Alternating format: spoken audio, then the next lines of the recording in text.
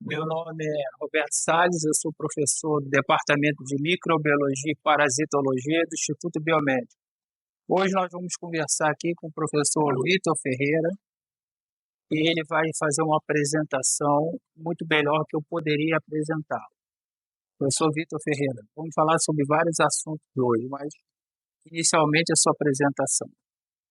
Obrigado, Roberto, pela oportunidade de vir aqui falar um pouco sobre o que nós fazemos aqui. Esse laboratório aqui é da Faculdade de Farmácia, é o laboratório de inovação em química e tecnologia farmacêutica.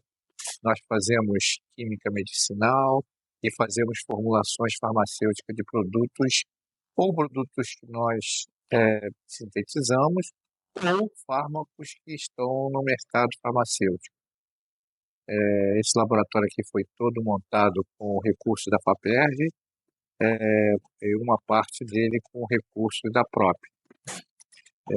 Desde já eu deixo agradecido aí a FAPERJ e a todo mundo que conseguiu ajudar a colocar essa estrutura aqui para funcionar. Dentro desse contexto que você falou da sua apresentação, né, que muitos pesquisadores captam recursos de órgãos financiadores, como FAPERJ, FINEP, por exemplo, até empresas, né, parceiras. Nós temos uma dificuldade em todas as universidades da manutenção dos laboratórios. Eu queria que o senhor falasse um pouquinho a respeito dessa situação, o que é preciso fazer. E a questão também dos relatórios, né, que são intermináveis, que na nossa visão devia ter uma estrutura para poder ajudar os pesquisadores a fazer esses relatórios que não são muito burocráticos ainda. Então, gostaria que você falasse sobre isso. Bom, sem dúvida nenhuma, Roberto, eu vou começar de trás para frente. A questão do relatório mais complicado para nós, pesquisadores, é o relatório de prestação de contas. Esse é um relatório sério, porque vai para o Tribunal de Contas da União, o Tribunal de Contas do Estado, e eles precisam ser elaborados. E os professores que captam recursos quando capta recursos da FINEP é mais fácil, porque vai pela Fundação Euclides da Cunha, e aí eles mesmo fazem prestação do relatório. Mas quando é CNPq e quando é a PERJ, os pesquisadores têm que fazer o seu relatório. O relatório de prestação de conta, o relatório técnico o professor sabe fazer bem, é ele que mesmo tem que fazer. Mas o relatório de prestação de conta dá um trabalho imenso, né? E, sem dúvida nenhuma, uma das coisas mais importantes que eu acho que poderia contribuir para a universidade é você captar recursos fora da universidade. Tá? A reitoria pode captar recursos de emendas parlamentares, mas quem capta recursos para projetos, para equipamentos de grande porte, são os docentes. Os docentes é que fazem isso, e eles é que são responsáveis por trazer esses grandes equipamentos que vão ser utilizados por todos. Vão ser utilizados pela graduação, pela pós-graduação, pelos professores, pelas pesquisas. Então, esses é que são realmente muito importantes. Agora, a manutenção da infraestrutura predial, praticamente você não tem lugar onde pedir recursos. Você não tem. A FAPERJ dá dinheiro para equipamento, um grande equipamento, 20 milhões, mas dá para você montar a infraestrutura inicial, mas não dá para você manter essa infraestrutura. Tem até editais para manutenção de equipamentos, como, por exemplo, o edital que está aberto na FINEP, que permite que você peça recursos para a manutenção do equipamento que foi fornecido por essas agências. Mas a infraestrutura laboratorial, predial, telhado, calhas, essas coisas, não, a gente não tem recursos e a gente depende da universidade. E agora nós vamos falar um pouco de um assunto que eu tenho visto, né, algumas publicações que você tem feito sobre sustentabilidade. Olhando para as tragédias que têm ocorrido não só no Brasil como fora do Brasil, né, tivemos agora Rio Grande do Sul, né, com as chuvas em excesso, né, aquela invasão das águas, e eu queria até dizer que antes de ter decretado a greve, né, uma das aulas eu falei sobre algumas doenças vinculadas com a água. Eu falei sobre leptospirose. E eu lembro da sua participação no laboratório do Walter, que você teve lá, que eu conduzi com o Bernardino durante muito tempo, né? É um assunto que a gente conhece, né? E eu falei para os alunos, sem saber que ia acontecer uma tragédia, sobre a possibilidade das águas, né, trazer essa doença. Então, a tragédia mostrou que realmente o nosso país tem que investir em sustentabilidade. Eu queria que você falasse alguma coisa a respeito desse assunto. Bom, Roberto, sem dúvida nenhuma, esse é o tema mais atual que se fala mais hoje em dia, né? Há 5 anos atrás, se falava pouco nos meios de comunicação de sustentabilidade, e há 10 anos atrás praticamente não se falava nada, né? Muita gente não acreditava que os não acreditava nos eventos climáticos extremos, apesar disso isso tem sido batido e rebatido pelos cientistas, dizendo, olha, nós estamos acabando com o meio ambiente. A natureza vai reagir, e ela vai reagir violentamente. Nós somos uma espécie que está aqui nessa situação aí há talvez 10 mil anos, que nós, um pouco antes, que tinha a espécie Homo ainda não estava muito bem definida, mas a espécie Homo mais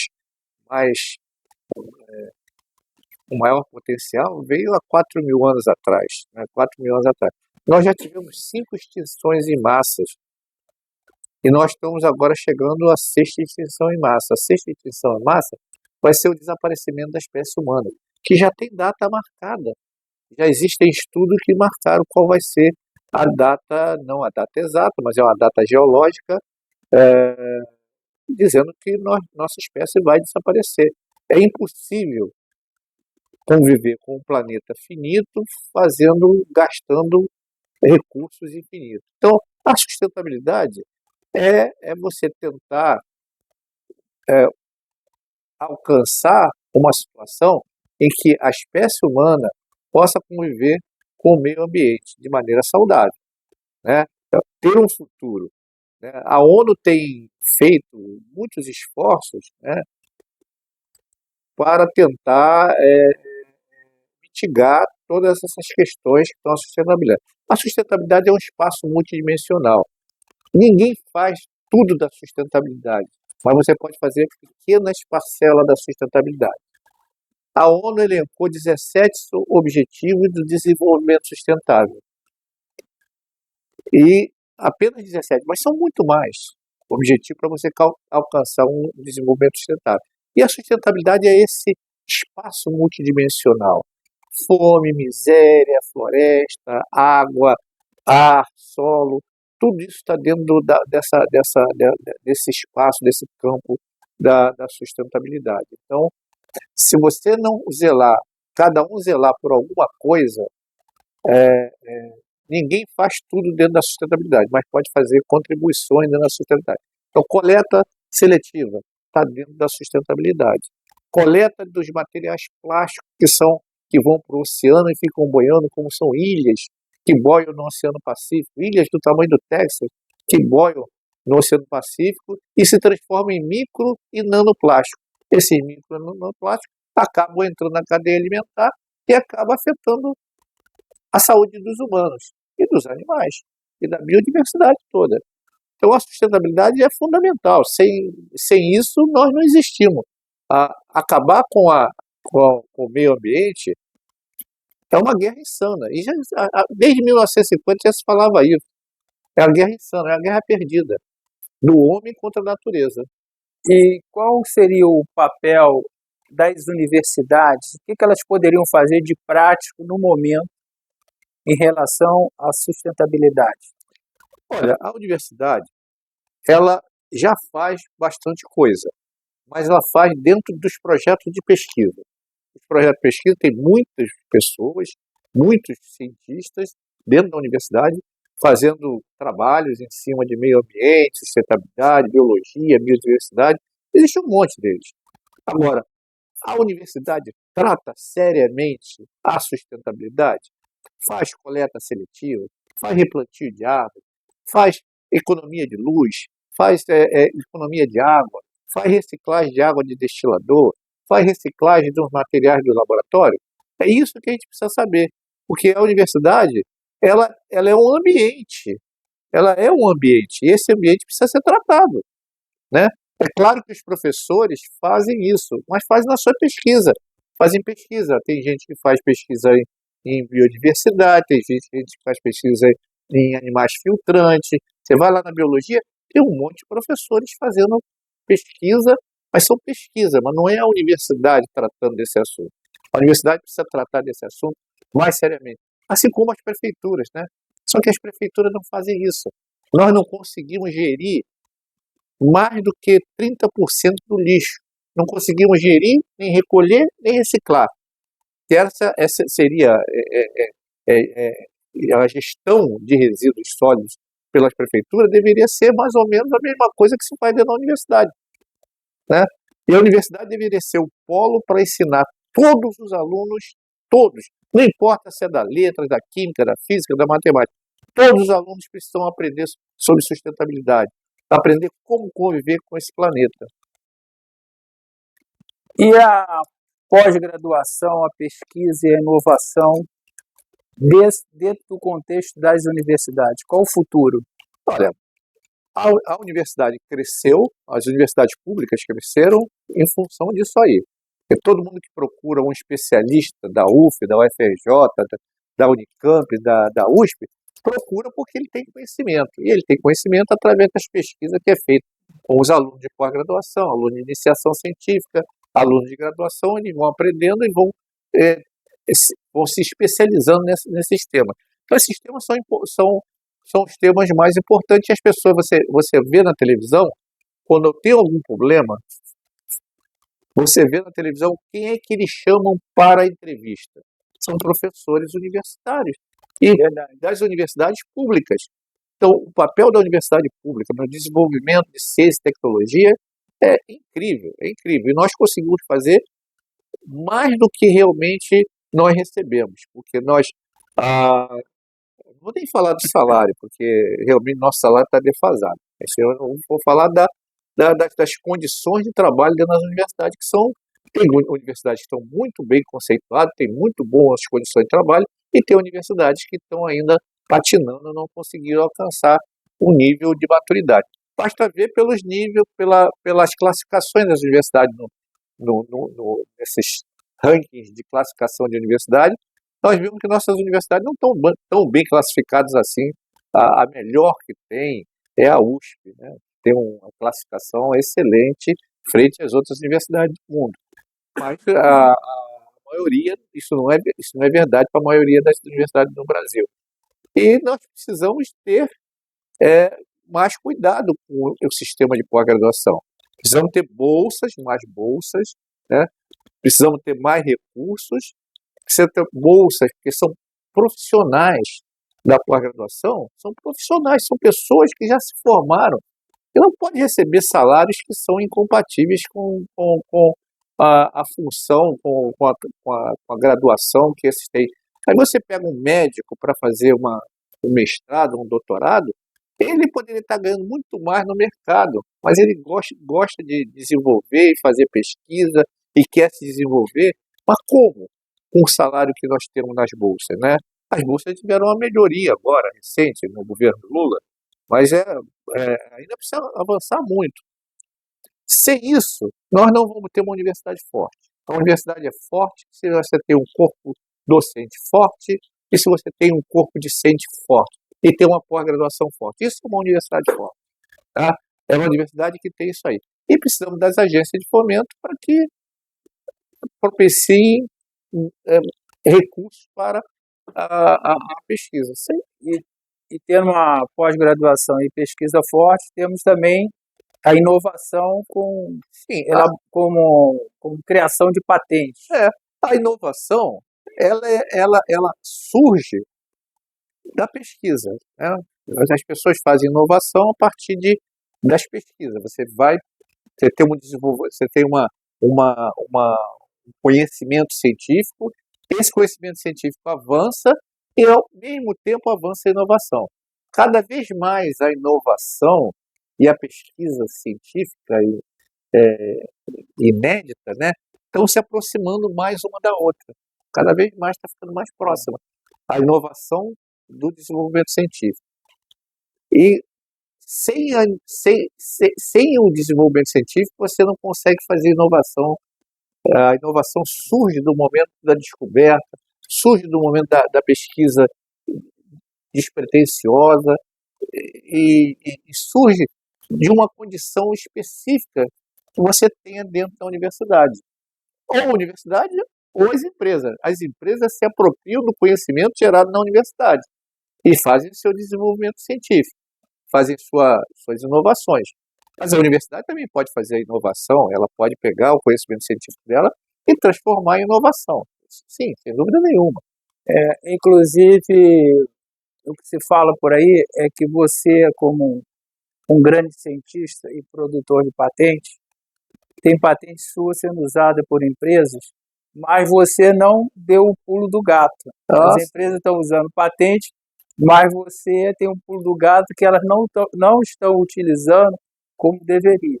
A patente é um documento que, na realidade, a intenção desse documento é excluir terceiros de fazer aquilo que você fez. Esse é fundamentalmente o que diz uma patente, é o que você quer excluir um terceiro de usar aquele descobrimento que você fez. Mas uma boa parte das patentes não dizem exatamente tudo, apesar de existir na lei de patentes que você tem que ter suficiência descritiva e que uma pessoa da área técnica deveria ser capaz de reproduzir aquela patente. Você acaba sempre escondendo algum detalhezinho aqui, detalhezinho ali, que não é o pulo do gato, né? Isso é o que se faz. Eu, nos meus trabalhos, né, eu sempre procuro tentar identificar o que é novidade e tento patentear. Independente se vai virar um produto ou não. De 250 patentes, uma acaba se tornando alguma coisa. Mas você tem que fazer isso. Se você não fizer isso, você publicando, tudo bem, você vai contar a publicação no teu currículo. Conta a publicação. É importantíssimo ter publicações de alto nível, em revistas reconhecidamente de excelência. Isso é importante. Mas é importante você proteger o conhecimento, mesmo que esse conhecimento seja um conhecimento incremental, uma coisa que seja puramente incremental, que você melhorou um processo, você melhorou uma metodologia. Então, eu acho que você deveria patentear tudo que você achar que deve ser, que poderia ser útil para alguém. Porque no momento que você faz isso, uma empresa, se tiver que usar aquele conhecimento, ela vai ter que pagar royalties para a pessoa. Né? Aí você vê vários casos casos de sucesso aí de empresas que foram recorrer a processos químicos, a reações químicas, a formulações farmacêuticas de sucesso. Você vai encontrar isso na literatura. E as empresas usam, elas usam. Se você publicar e não patentear, elas vão usar, de qualquer maneira. Vai patenteando, elas vão ter que te pagar royalties. Para finalizar, primeiro eu queria reconhecer o grande trabalho que o Gerson tem feito na FAPERJ, o grande parceiro que ele é da Universidade Federal Fluminense e dos nossos pesquisadores. Isso a gente tem que reconhecer. Mas eu estou observando aqui que, se depender do seu laboratório, a produção vai aumentar bastante na Universidade Federal Fluminense. Que eu estou vendo aqui vários estagiários, né, tem doutorando, mestrando, né, pós-doutorando, aluno de graduação. Então, para finalizar, eu gostaria que você pudesse dar uma pincelada, vamos dizer, no que eu acabei de falar. O professor Gerson, o presidente da FAPERJ, já foi diretor científico da FAPERJ, eu acompanhei ele de perto durante muitos anos. É uma pessoa brilhante, uma pessoa fantástica, uma pessoa que tem uma visão muito à frente de muitos administradores de ciência e tecnologia. E ele sabe da importância de apoiar a ciência básica. Ele sabe da importância. Mas ele também sabe da importância de apoiar a inovação. Tanto que os editais da FAPESP não são só editais da área científica, tem da área tecnológica também, apoiando empresas, apoiando doutores nas empresas, né? E a FAPESP tem nos apoiado, esse laboratório aqui, por exemplo, tem sido apoiado pela FAPESP em todas as suas ações, todas as nossas ações.